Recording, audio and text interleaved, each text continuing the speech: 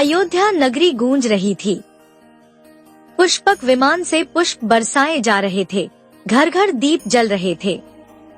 चारों वेदों की ऋचाएं गूंज रही थी, क्योंकि अगले दिन श्री राम का राज्याभिषेक होना था। परंतु राजमहल के एक कोने में अंधेरे, छाया और चुप्पी के बीच बैठी थी एक झुकी हुई आकृति।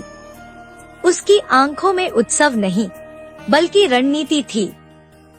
वह थी मंथरा, रानी कैकेयी की सबसे पुरानी दासी।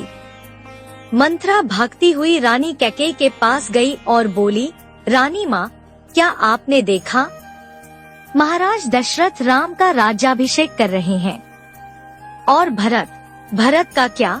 कैकेयी हंसते हुए बोली, राम तो हमारे बेटे समान है।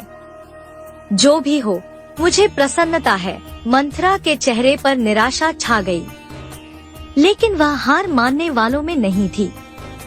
वह अगले 3 दिन तक रानी कैकेयी को अकेले में ले जाकर बातें करती रही। राम की लोकप्रियता, कैकेयी की मूल रानी होने की उपेक्षा, भरत के भविष्य की अनिश्चितता। तीसरे दिन एक रात कैकेयी की आंखें भर आईं। उसने निर्णय ले लिया वरदान मांगने का। राजा दशरथ जैसे ही रानी कैकेयी के कमरे में पहुँचे, वह कोप भवन में बैठी थी। राजा को आश्चर्य हुआ। उन्होंने पूछा, प्रिय, क्या बात है?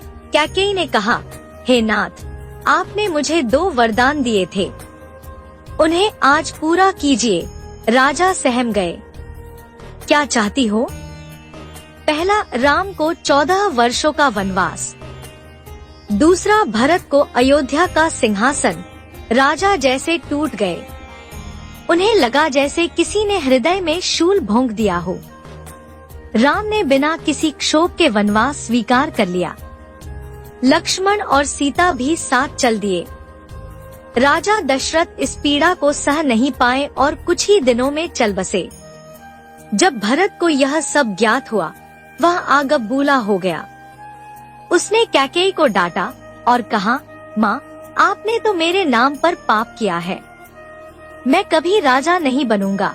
भरत ने तुरंत मंथरा को बुलाने को कहा, पर मंथरा गायब थी। महल के पहरेदारों ने बताया कि वह उस दिन से दिखाई नहीं दी जब राम वन को गए। कई दिनों की खोजबीन के बाद महल के नीचे एक गुप्त तहखाना मिला। वहाँ एक पुराना तांत्रिक यंत्र, कुछ ग्रंथ और एक धूप से जली हुई माला मिली। लिखा था, यह दासी नहीं, पूर्वजन्म की वह राक्षसी है जो हर युग में धर्म को तोड़ने आती है। भरत ने राम की खड़ाओं को सिंहासन पर रख दिया और कहा, जब तक भाई राम नहीं लौटते, मैं केवल उनके सेवक की तरह राज्य चलाऊंगा। कुछ कहते हैं मंथरा पुनः किसी अन्य युग में जन्म लेगी, धर्म को भ्रमित करने, और कहीं कोई नया कोप भवन तैयार होगा। तो यह कहानी आपको कैसा लगा जरूर बताएं और वीडियो को लाइक, चैनल को सब्सक्राइब कर ले। धन्यवाद।